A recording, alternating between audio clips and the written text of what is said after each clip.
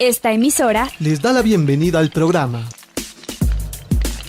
Encuentros con la Filosofía, para conversar poniendo en duda nuestras certezas, con la participación abierta de profesores de la Universidad Politécnica Salesiana, de la Universidad Central del Ecuador, de la Universidad Andina Simón Bolívar. Encuentros con la Filosofía se difunde semanalmente por las emisoras universitarias Infinito Digital, Voz Andina Internacional y Radio Faxo. Abrimos nuestros micrófonos.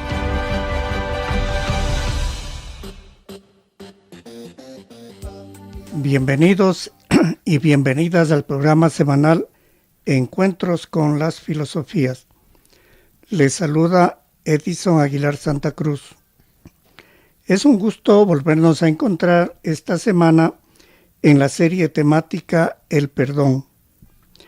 Saludo a Tito Chela en la cabina de Radio Voz Andina Internacional y saludo al invitado de esta semana, Estefan Vinolo.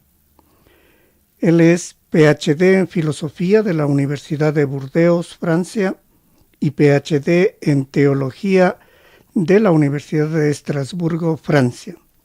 Actualmente profesor de Filosofía en la Pontificia Universidad Católica del Ecuador, PUCE. Autor de 15 libros y de numerosos artículos científicos. Especialista en temas de pensamiento francés contemporáneo y de filosofía del siglo XVII. Estefan está presentando esta serie temática El Perdón y continúa en su presentación. Bienvenido, Estefan. Muchas gracias, Edison.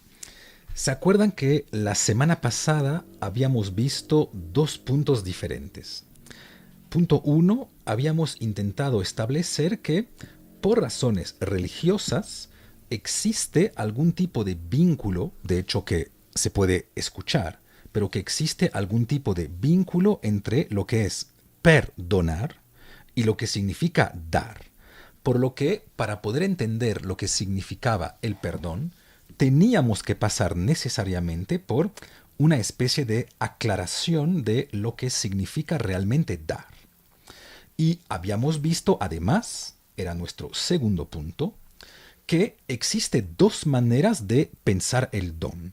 Una manera antropológica, que casi siempre remite a la lógica de lo recíproco, a la lógica del doble sentido. Doy porque comencé por recibir algo, o doy eventualmente para recibir algo a cambio. Y habíamos señalado que justamente Derrida se oponía a esta concepción del don y por lo tanto a esta concepción también recíproca del perdón, dado que cuando entramos dentro de relaciones recíprocas podemos dudar que estemos realmente dentro de relaciones de don. Todos bien conocemos eso en la vida cotidiana. Si yo le hago un regalo a alguien esperando que algún día él me dé algo a cambio, pues ya no estoy realmente dando. Estoy simplemente intercambiando algo. De la misma manera, si alguien me hace un regalo y yo me siento en una situación de deuda tan importante que siento en mí la necesidad de devolverle algo, pues tampoco estaríamos realmente dentro de relaciones de don, sino simplemente dentro de relaciones de intercambios. Por lo que Derrida va a intentar oponer a esta relación recíproca del don, un don absoluto, un don radical, que obviamente modifica completamente la relación o el pensamiento que podemos tener del mismo perdón. Pero muchos podrían preguntarse por qué razón en una situación de perdón el don se debe pensar de manera incondicional y no como el simple don recíproco clásico. Pues existen como mínimo dos razones diferentes por las cuales en el perdón se debe pensar el don de manera incondicional, es decir, de manera absoluta sin esperar que el otro haga algo para que yo le pueda perdonar.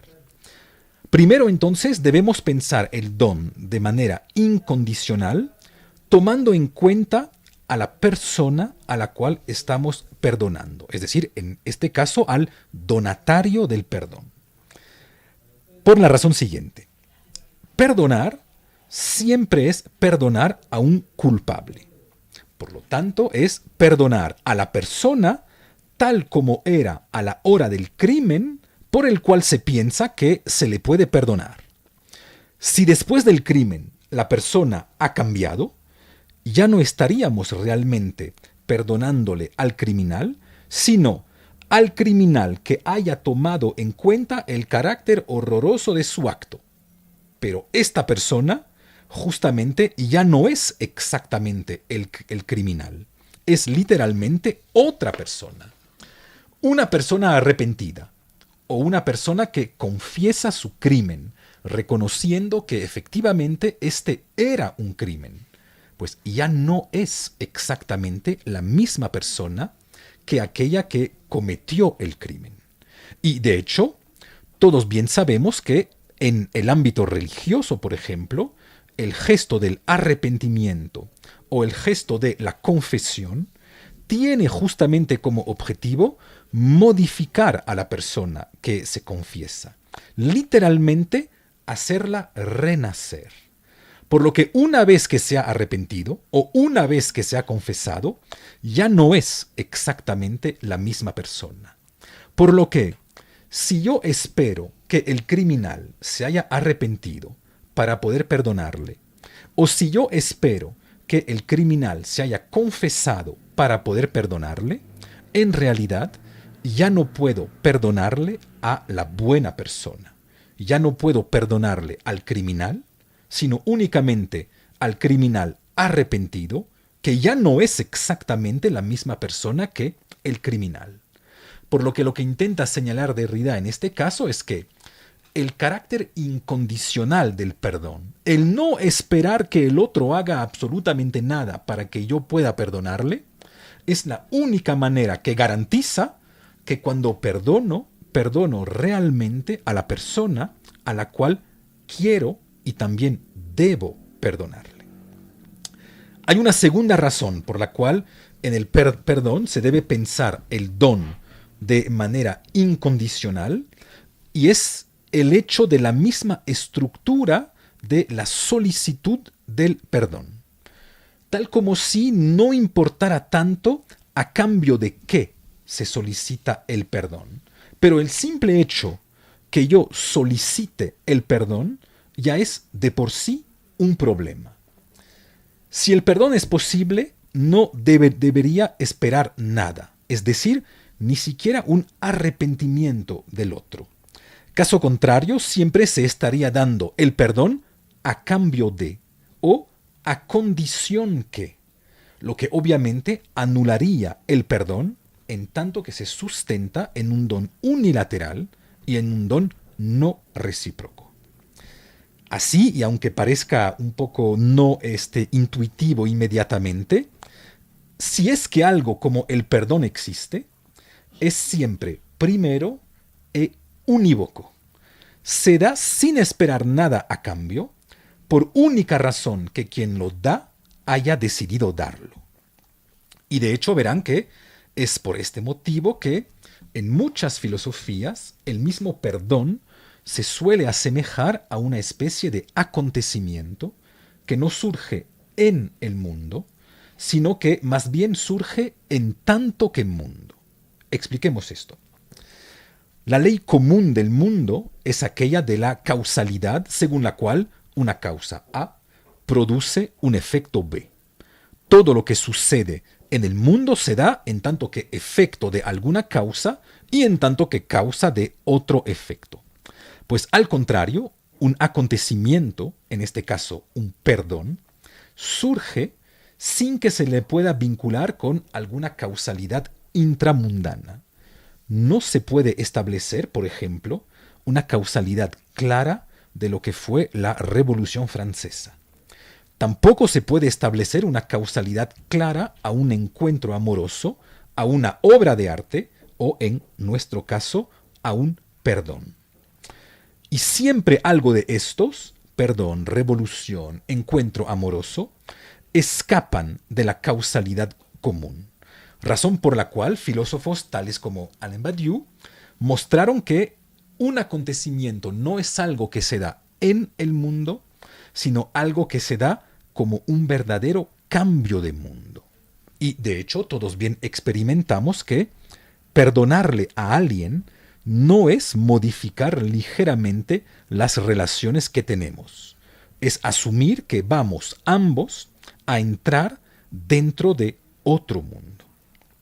Por lo que el perdón, si es un verdadero don absoluto, no puede tener causa pasada ni tampoco finalidad futura, porque no construye algún tipo de prolongación del orden común del mundo, sino que interrumpe, fractura este orden con el fin que pueda aparecer un nuevo mundo. Entonces, en contra de toda la gran tradición religiosa que hace del perdón un intercambio, es decir, una relación social visible y una relación pública a doble sentido, Derrida permite entender que si realmente entendemos lo que significa dar y que no confundimos lo que significa dar con lo que significa intercambiar, existe entonces necesariamente un carácter incondicional del don y del perdón, carácter incondicional que se ve tanto en su pasado, el don no tiene causa, como en su futuro, el don no tiene objetivo. Así, el perdón, en tanto que acontecimiento, no podría entrar dentro de cualquier lógica que tenga que ver con un proceso, con una política y con una lógica. Y en este sentido, el perdón no tendría nada que ver con la amnistía o con los procesos de reconciliación. Podemos además reforzar esta idea del perdón como necesidad incondicional o como algo que se distingue de todos los procesos políticos, éticos y lógicos de reconciliación a través de dos de las otras dificultades que habíamos planteado la última semana, que son ¿quién puede realmente perdonar? Y ¿qué es lo que se puede realmente perdonar? Comencemos entonces hoy por ver quién puede realmente perdonar. Como bien se imaginan, la pregunta del quién en filosofía siempre es algo fundamental, puesto que remite a la misma dificultad del sujeto. ¿Quién es el sujeto del arte? ¿El artista o la obra? ¿Quién es el sujeto de la política? ¿El Estado o el ciudadano? ¿Quién es el sujeto de la ética, etcétera, etcétera? Entonces, en nuestro caso, debemos plantearnos quién es realmente el sujeto del perdón.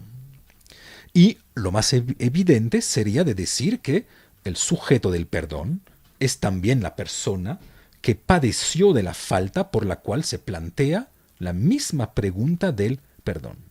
Y, sin embargo, la casi totalidad de los procesos de reconciliación que piensan poder darse a través del perdón no funcionan de hecho de esta manera y no lo hacen por una manera muy simple. En la mayoría de los procesos de reconciliación que pueden existir hasta hoy en día a nivel mundial, pensemos en los procesos, por ejemplo, colombianos, pues las víctimas ya no están para poder perdonar. Como las víctimas desaparecieron, por definición, ya no pueden ser el mismo sujeto del perdón.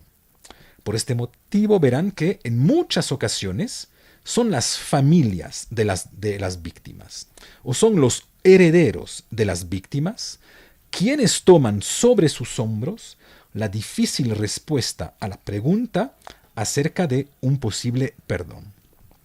Pero obviamente, el hecho que surja de repente una tercera entidad entre el culpable y la víctima se puede cuestionar desde varios puntos de vista que nos permiten precisar lo que significa realmente perdonar. Entonces, la intervención de esta tercera entidad entre víctima y culpable plantea dos problemas diferentes que nos pueden hacer sentir que tal vez no se pueda perdonar en nombre de, por la razón siguiente.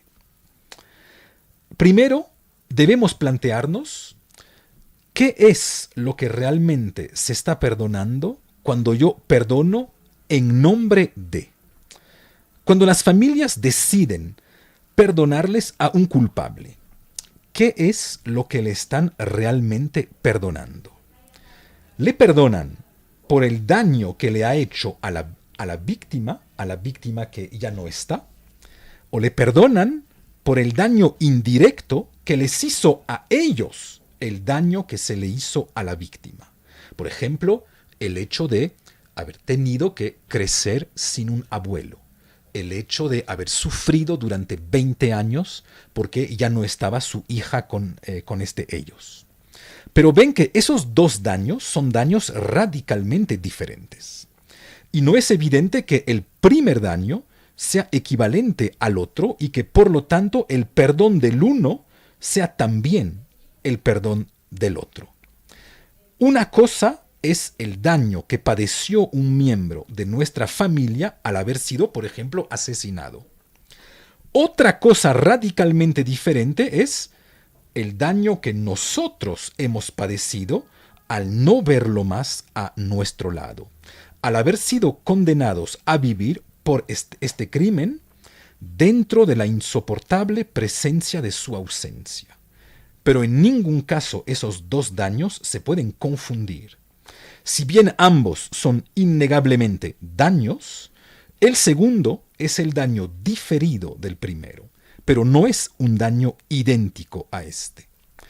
Cuando no son entonces las víctimas quienes perdonan, se puede dudar, con Derrida, que se esté perdonando por el crimen que se cometió en contra de las víctimas y que sea más bien el perdón del daño indirecto que se les hizo a ellos. Lo que reforzaría una vez más la idea según la cual solo se puede perdonar personalmente, subjetivamente, por un daño que se nos hizo a nosotros mismos y no por un crimen cometido en contra de otra persona. De hecho, verán que esto se refleja en el estatuto y en el mismo papel paradójico del sacerdote católico en la misma confesión.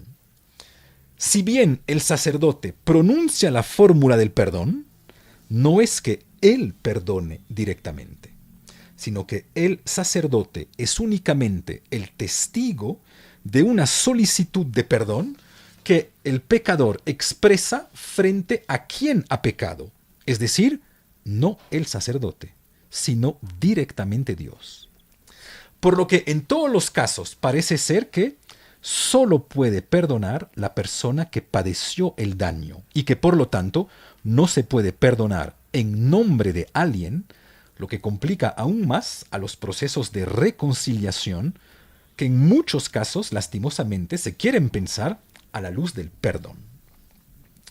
Hay además un segundo punto que refuerza esta idea según la cual solo la víctima podría realmente perdonarle a su propio verdugo, que es la razón siguiente. Cada vez que alguien toma la palabra para perdonar en nombre de alguien, se expone a un doble riesgo que podría anular el perdón. Primero, simplemente no se sabe si la víctima, ella, estaría dispuesta a perdonar. Nadie conoce realmente su voluntad, ni nadie conoce realmente sus intenciones. Por lo tanto, al estar perdonando en nombre y en lugar de ella, nos estamos sustituyendo a su voluntad, anulándola por segunda vez, después de que su verdugo la haya hecho callar una primera vez. Después de haber sido víctima de un verdugo, es ahora víctima de la anulación de su propia voluntad que nosotros le estamos imponiendo al perdonar en su nombre. Segundo, cada vez que se toma la palabra para perdonar en nombre de alguien, tal como lo dice la misma expresión lingüística y el lenguaje ordinario, se toma la palabra de la víctima sin que ésta nos la haya dado. Nos apoderamos así de algo que no nos pertenece en primera instancia, ni nos ha sido dado. Y la violencia de este gesto del tomar es exactamente contraria a lo que implica el hecho de dar en el perdón. En este caso, se piensa perdonar cuando en realidad estamos más bien tomando la palabra de alguien. Entendemos entonces la dificultad que plantea el querer perdonar en nombre de alguien. Es un perdón que es en realidad un tomar la posición de la víctima y el apoderarse de su voz, callándola una segunda vez, anulándola una segunda vez. Pero sobre todo el perdonar o al perdonar en nombre de alguien, no estaríamos perdonando a la falta o al daño originario, sino únicamente a un daño diferido. Por lo tanto, vamos a tener que pensar que el don y el perdón siempre se tienen que dar desde la misma lógica subjetiva. Hago un pequeño resumen de lo que hemos visto para que podamos pasar a un último punto.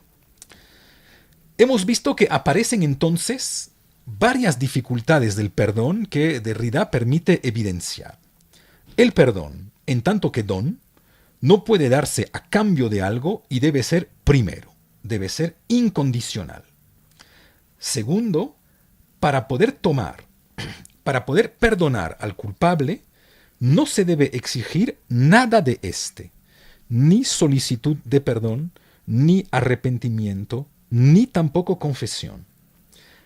Tercero, el perdón surge de la misma víctima, ya que nadie puede realmente tomar su palabra sin volver a victimizarla.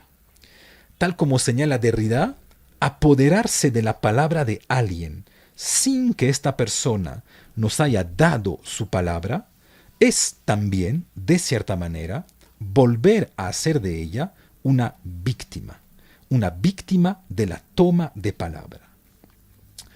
Son entonces esas tres condiciones que parecen imposibilitar el perdón como un proceso de paz, como un proceso de reconciliación, lo que implicaría que el perdón ya no se mueve dentro del campo de lo político, dentro del campo de lo lógico, sino que nos lleva dentro de otro campo.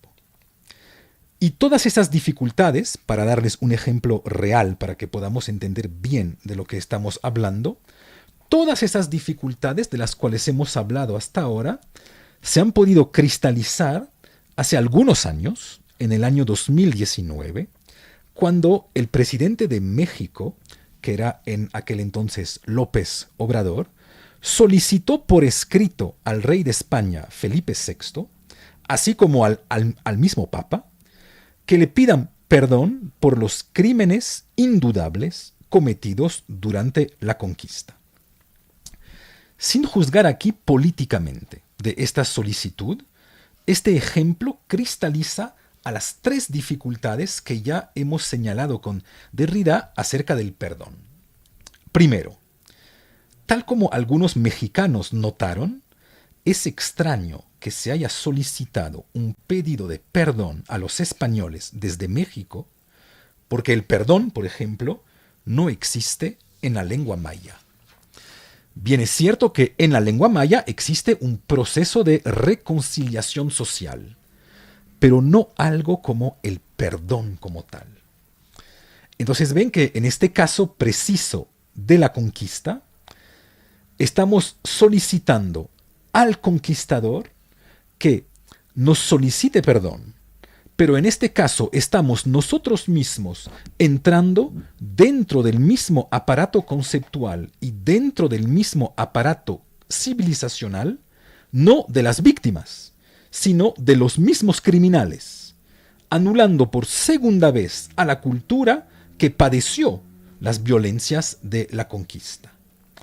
En este caso, ubicarse sobre el terreno del perdón es posicionarse sobre el terreno conceptual de los conquistadores y por lo tanto de los culpables, por lo que paradójicamente se calla por segunda vez a las voces de los pueblos originarios de América dado que se puede imaginar que las culturas originarias de América Latina puedan solicitar reparaciones, reconciliación, reconocimiento, etc., pero no el perdón como tal, que es justamente un concepto de la cultura de los culpables y no de la cultura de las víctimas. Esta solicitud planteó además una segunda dificultad. Un perdón que se exige de alguien o que se solicita de alguien no puede ser realmente un perdón. ¿Qué valdría la solicitud de perdón de un rey de España que la presentaría únicamente porque se la ha solicitado el presidente de México? ¿Cómo podríamos perdonar si nosotros mismos impusimos el hecho de tener que pedirnos perdón? Es decir, ¿qué valdría realmente una solicitud de perdón que no vendría exclusivamente de la propia voluntad y de la propia intimidad de quien solicita el perdón? Aquí bien entendemos que condicionar el perdón al hecho que alguien deba primero pedirnos perdón ya es imposibilitarlo, haciendo de este un simple intercambio y, por lo tanto, un clásico proceso social de reciprocidad, según el cual yo te pido perdón porque tú primero me has solicitado que yo te pueda pedir perdón. Tercero, para mostrar cómo también este ejemplo mexicano evidencia toda la lógica que Derrida quiere precisamente denunciar, bien entendemos que, en el mejor de los casos, el presidente de México podría perdonar a España por el impacto que tuvo la colonización sobre México, sobre su desarrollo actual, sobre sus posiciones geopolíticas actuales, sobre sus procesos históricos, etc. Pero ¿cómo podría el mismo presidente de México actual perdonar los crímenes en nombre de las víctimas sin sustituirse a ellas y, por lo tanto, sin violentarlas una segunda vez? Por lo que este ejemplo mexicano marca claramente que un proceso de reconciliación político no se puede asemejar simplemente con lo que sería el perdón, dado que si un proceso político siempre obedece a ciertas lógicas, el perdón, por su parte, no se somete a las leyes de la lógica, sino que obedece a otras reglas que no tienen que ver con no solo con los procesos políticos, sino que no tienen nada que ver con cualquier tipo de proceso que podamos imaginar. En la tercera y última sesión acerca del perdón, nos queda un tema por aclarar, que es el tema de los límites del perdón. Ahora que sabemos que el perdón no es un don recíproco, ahora que sabemos que el perdón solo lo puede dar la persona que padeció el daño, y ahora que sabemos que el perdón es algo incondicional, que no puede surgir de una solicitud, nos queda por precisar en la última sesión qué es lo que se puede realmente perdonar. Es lo que veremos en la última sesión. Muy bien. Concluimos este encuentro semanal con las filosofías, con nuestro agradecimiento a Tito Chela en la cabina de Radio Voz Andina Internacional, al invitado de esta semana, Estefan Vinolo, y a ustedes, radioescuchas. Recibimos sus comentarios y sugerencias al correo electrónico encuentrosconlafilosofía@gmail.com. Hasta el próximo encuentro con las filosofías. Agradecemos su sintonía a Encuentros con la filosofía. el programa que impulsa el filosofar como acción compartida desde las radios universitarias. Les invitamos a compartir las próximas emisiones de Encuentros con la filosofía por esta emisora.